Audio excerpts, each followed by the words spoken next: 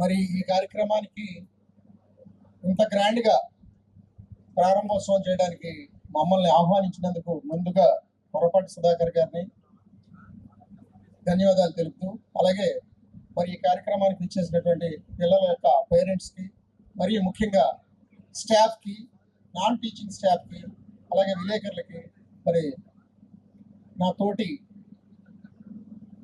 నాయకులకు, కార్యకర్తలకు, కూటమి నాయకులకి అందరికీ కూడా నా యొక్క ధన్యవాదాలు తెలియజేస్తూ, ముఖ్యంగా మనం చూసుకున్నట్లయితే విద్యా విధానంలో చాలా మార్పులు వచ్చినాయి. మరి మనం చిన్నప్పుడు చూసుకున్న దానికి ఇప్పటికి అసలు సంబంధమే లేదు.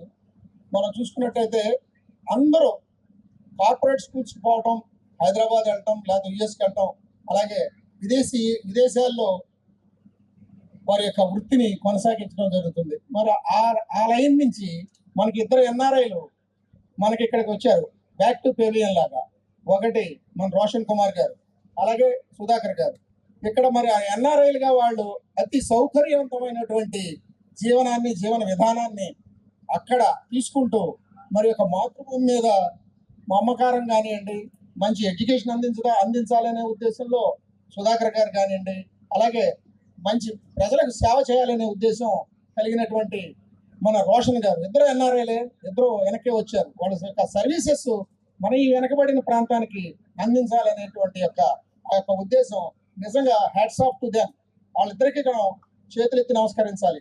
మరి నేను చెప్పేది ఏంటంటే, కొంచెం ఇది సుధాకర్ గారికి చెప్పేది, కొంచెం ఇది మెట్ట ప్రాంతం. మరి దీన్ని దృష్టిలో పెట్టుకుని మెట్ట ప్రాంత అభివృద్ధికి మీరు కూడా పునాది అని నా యొక్క అభిప్రాయం సార్. ఎందుకంటే ఇక్కడ తల్లిదండ్రులు మీకు మట్టి ముద్దల్లాంటి రా మెటీరియల్ మీకు ఇస్తున్నారు.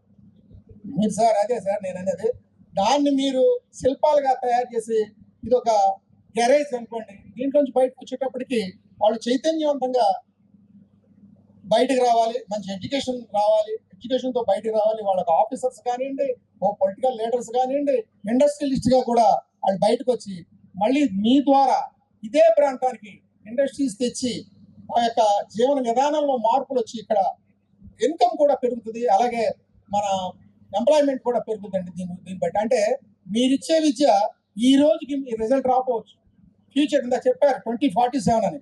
ఆనాటికి ఆ ఎమ్మెల్యే గారు చెప్పినవన్నీ మనం అందుకోవాలంటే ఈ రోజు మీరు ఇచ్చే విద్యే దానికి ప్రధానంగా ఉంటుందని నా యొక్క పర్సనల్ అభిప్రాయం. దాంతోపాటు మరి ఇక్కడ ట్యాగ్ లైన్ చూసుకున్నట్టయితే ఇందాక చూశాను, రెస్పెక్ట్, ఎథిక్స్. నిజంగా ఇది ఆ సీట్లో కూర్చొని చూసినప్పుడు అనిపించింది. ఏంటంటే విద్యతో పాటు ఈ రెండు కూడా ముఖ్యం. ఎందుకంటే చదువుకుంటే సంస్కారం కూడా అవసరం. మరి మనం చిన్నప్పుడు చూసుకున్నట్టయితే పెద్ద ఎవరిని వస్తే రెండు చేతులు జోడించి దండం పెట్టేవారు, చిన్నపిల్లలు ఆహ్వానించేవారు. కానీ ఇవాళ ఆ సంస్కృతి లేదు. పెద్దలు వెళ్తుంటే పట్టించుకోవట్లేదు, హాయ్ హోయ్ అంటాం, ఆ కల్చర్లోకి వెళ్ళిపోయింది.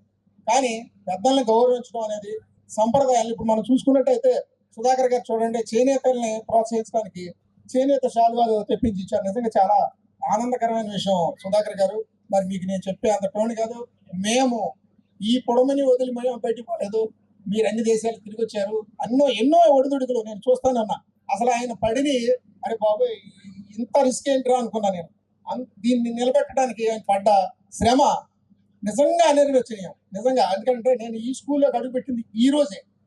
ఇంతకుముందు నేను ఎప్పుడు దీంట్లోకి రాలా. ఎందుకంటే నాకు మరి చెప్పొచ్చో తెలియలేదు, కానీ నాకు కొంచెం డౌట్గా ఉండేది. అదే పేరెంట్స్లో కూడా ఉందండి. నాతో చాలా మంది చెప్పారు అందులోకి వెళ్తే ఏమవుతుంది, ఈ ఇష్యూస్ అన్ని జరిగినాయి కదా సార్. దాంతో కొంచెం పేరెంట్స్ కొంచెం మైండ్లో కొంచెం బ్లాంక్ అయిపోయినారు. దాన్ని మీరు ఈ రోజు రీఫిల్ చేసి మేము ఉన్నామని, మరీ ముఖ్యంగా శాసనసభ్యులు వారితో ఇక్కడ స్పీచ్ ఇప్పించేటప్పటికి పేరెంట్స్ అందరికి కూడా ఒక ధైర్యం వచ్చింది. మంచి అదే చెప్పారు ఎవరైనా మేము గేట్లు వేసి ఉంచాం, ఎవరితోనైనా ప్రిన్సిపాల్తోనైనా స్టాఫ్తోనైనా మీరు స్వేచ్ఛగా మీరు మాట్లాడి మీరు ఏ ఇబ్బంది అయినా సరే మేమంటూ ఎప్పుడు ఉంటామన్నారు. కానీ సుధాకర్ గారు ఇది లాభాపేక్షతో చేయట్లేదని నేను మానసికంగా నమ్ముతున్నాను. ఎందుకంటే ఆయన లాభాపేక్షతో చేయాలంటే చాలా ఉన్నాయి, చాలా కంట్రీలు చాలా అంత దూరం నుంచి అంత దూరం రావక్కర్లా. అందులోనూ బ్యాక్వర్డ్ ఏరియా ఉన్న ఈ ప్రాంతంలో ఆయన సాధించేది అంటే నేను అనేది ఫైనాన్షియల్గా ఆయన సాధించేది ఉండదు. ఖచ్చితంగా నిక్కచ్చిగా ఆయన మంచి విద్యని అందించాలని ఆయన కృతనిశ్చయంతో ఉన్నారు. అదే నేను నమ్ముతున్నాను. తద్వారా మీ స్కూల్ ద్వారా సార్ ఇక్కడ మాకు ఎనలేని డెవలప్మెంట్ జరుగుద్ది విద్యా విధానంలో. మంచి మంచి మార్పులు తెస్తారని ఆశిస్తూ ఈ కార్యక్రమానికి నన్ను ఒక సోదరులాగా నన్ను పిలిచి హక్కును చేర్చుకుని ఆహ్వానించినందుకు మరీ మరీ మీకు ధన్యవాదాలు సుధాకర్ గారు. మీ విషయంలో నేను చిన్న వాడిని ఒక రకంగా చెప్పాలంటే, నాకు శక్తి మించి మీకు ఏదైనా ప్రాబ్లం ఉన్నా, ఒకటి మంచి అయినా చెడైనా నాతో షేర్ చేసుకోండి సార్. మా వంతు ఇక్కడ కూడా చాలా మంది పెద్దలు ఉన్నారు, మరి వెంకటేశ్వరరావు, సుబ్బారావు గారు కానీ, లక్ష్మణరావు గారు కానీ, ఇలా మీకంతా చాలా మంచి టీం ఫామ్ అయింది సార్. ఇవాళ నేను అనుకుంటున్నాను ఖచ్చితంగా మీరు ర్యాకెట్ స్పీడ్తో ఎదురుకెళ్తారని ఆశిస్తూ, పిల్లలకు ఇక్కడ చేసిన పిల్లల తల్లిదండ్రులకు, ముఖ్యంగా స్టాఫ్కి, నాన్ టీచింగ్ స్టాఫ్కి, అలాగే విలేకరులకి, అందరికి వచ్చిన నాతోటి వచ్చిన నాయకులందరికీ కూడా నా యొక్క ధన్యవాదాలు, నమస్కారాలు తెలియజేస్తూ థ్యాంక్ యూ వెరీ మచ్ అండి.